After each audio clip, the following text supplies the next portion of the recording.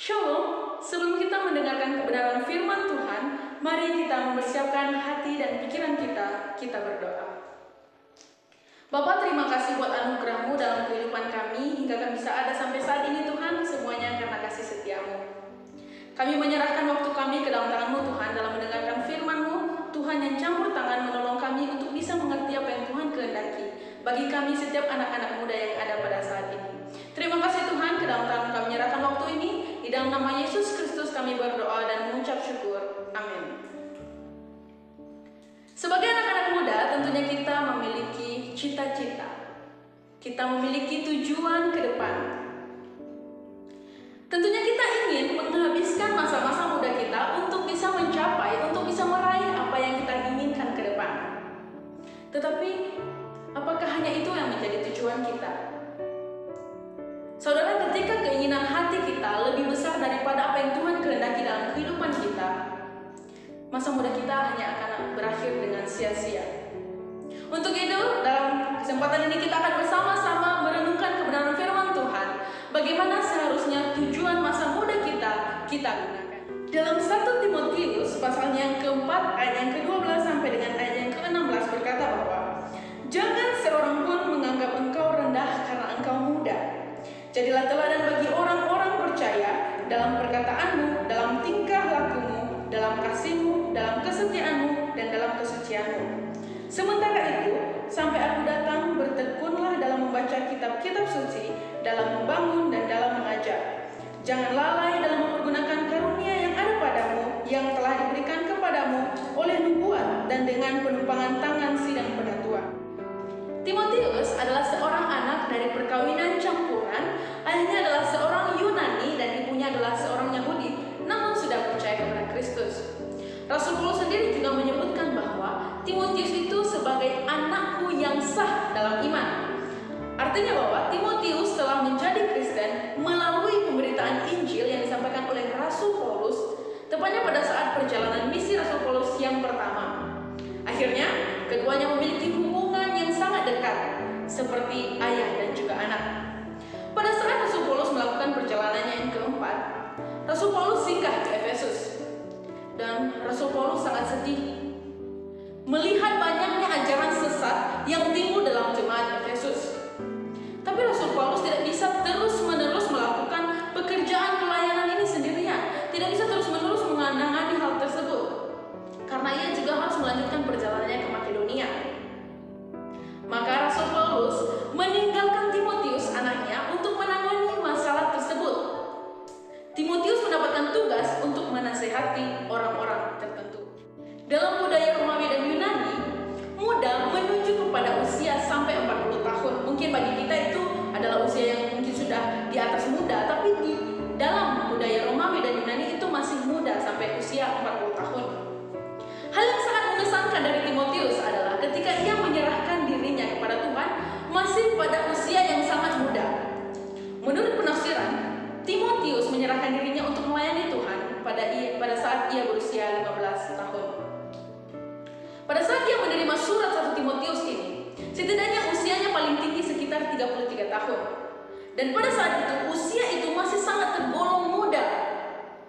Apalagi ketika ia mendapatkan pelayanan untuk mengajar dan menghadapi orang-orang yang bahkan lebih tua daripadanya, khususnya para penatua.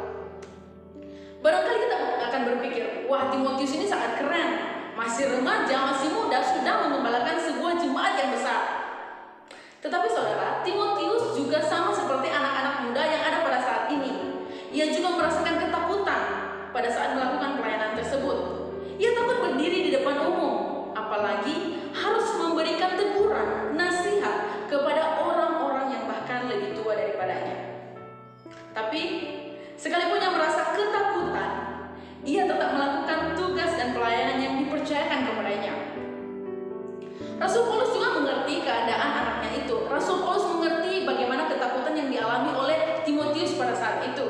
Sehingga Rasul Paulus mengatakan kepada Timotius bahwa tidak akan ada orang yang menganggap engkau remeh jika engkau menjadi teladan bagi orang-orang percaya.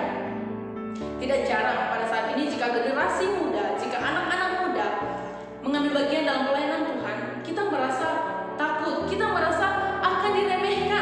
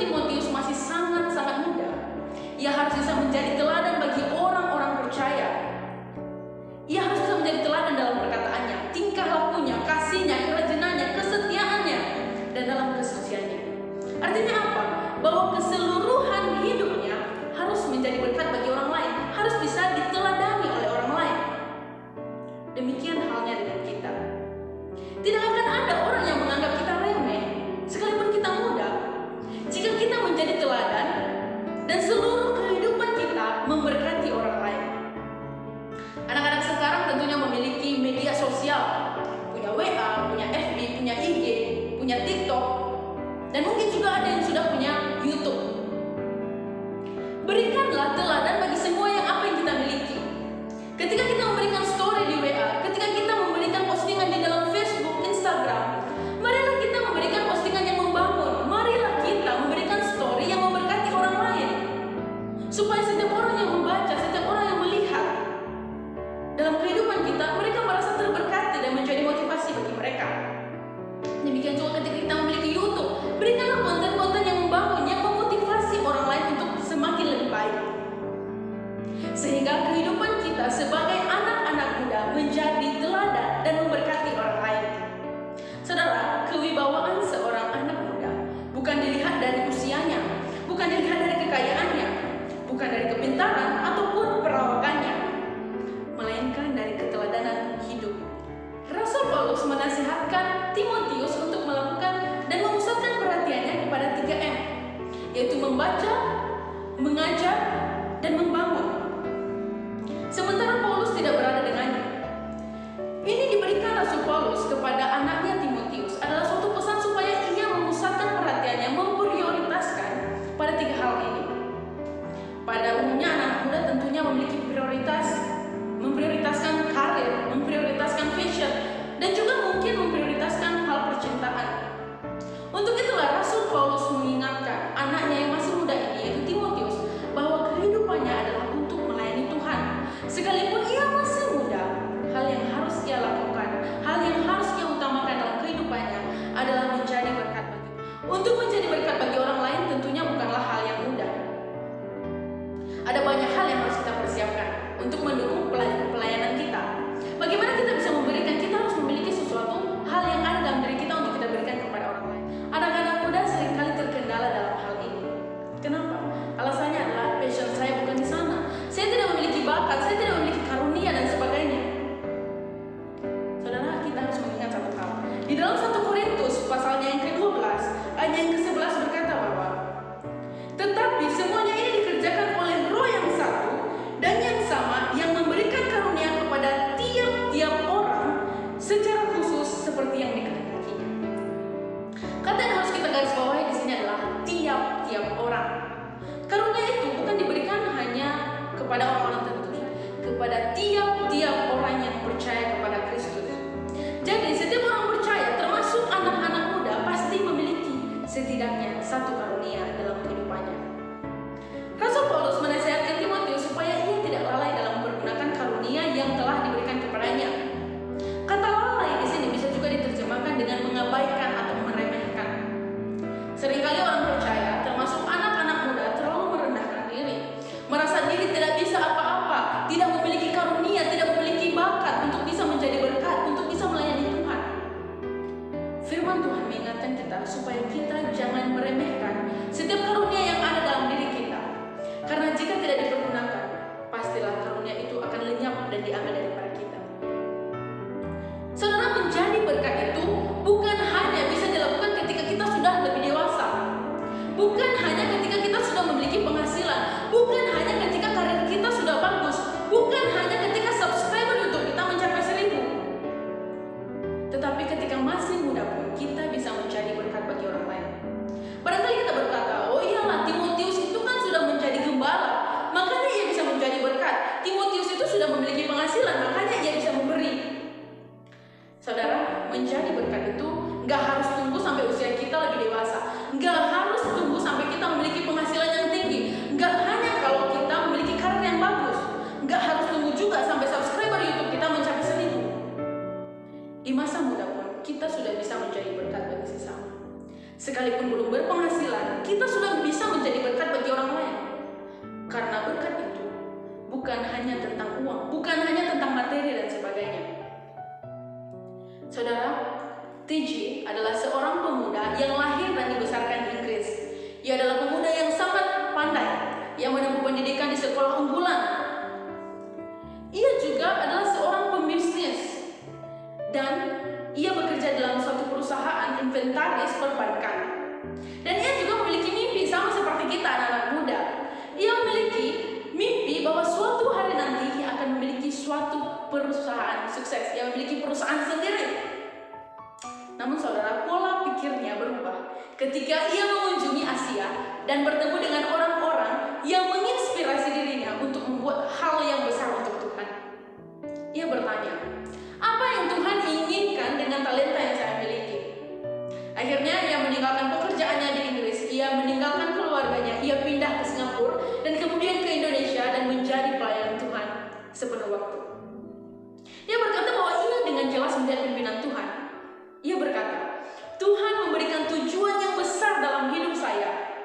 Ia mengaku bahwa ini adalah memang hal yang berbeda dengan apa yang saya pikirkan dan bayangkan. Namun, ini jauh lebih memuaskan dan berpengaruh. Saudara, dengan gelar akademis yang bergengsi, dengan karir yang cemerlang, TJ tentunya memiliki banyak kesempatan, memiliki banyak peluang untuk menjadi seorang pembisnis yang sukses. Tapi TJ menyadari bahwa hidupnya akan lebih memuaskan, akan lebih berpengaruh jika ia menjadi berkat. Saudara, setiap kita memiliki karunia. Setiap kita bisa menjadi berkat. Jangan pernah meremehkan karunia apa yang kita miliki. Karunia sekecil apapun itu. Gunakanlah karunia itu untuk menjadi berkat bagi orang lain. Maukah saudara menghabiskan masa muda untuk memuliakan Tuhan? Maukah saudara memiliki masa muda yang memuaskan dan berpengaruh bagi orang lain? Saat ini saya mempersilakan kepada teman-teman untuk menenangkan diri. Katakanlah dalam hatimu, sebutkan namamu, sebutkan umurmu. Beritahukan kepada Tuhan apa yang menjadi kelebihanmu, apa karunia yang Tuhan telah berikan dalam hidupmu, serta beritahukan juga apa yang menjadi kelemahanmu. Katakanlah kepada Tuhan, pimpinlah aku Tuhan. Jadikanlah aku Timotius. Jadikanlah aku orang yang mempergunakan masa muda dengan sebaik-baiknya untuk menjadi berkat bagi orang lain, supaya masa muda kita tidak berakhir dengan sia-sia. Biarlah Tuhan yang memimpin setiap kita. Mari kita berdoa. Bapa di surga, terima kasih buat anugerah-Mu dalam kehidupan kami. Kami bersyukur Tuhan buat masa muda yang Tuhan berikan kepada kami, anak-anak muda pada saat ini. Tuhan, kami menyerahkan waktu kami ke dalam tangan-Mu. Biarlah Tuhan yang memimpin setiap langkah kami dalam menikmati setiap masa muda kami, supaya kami hidup untuk menjadi berkat. Kami menjadi generasi muda yang menjadi berkat dan berdampak bagi orang lain. Terima kasih Tuhan, di dalam nama Yesus Kristus kami berdoa dan mengucap syukur.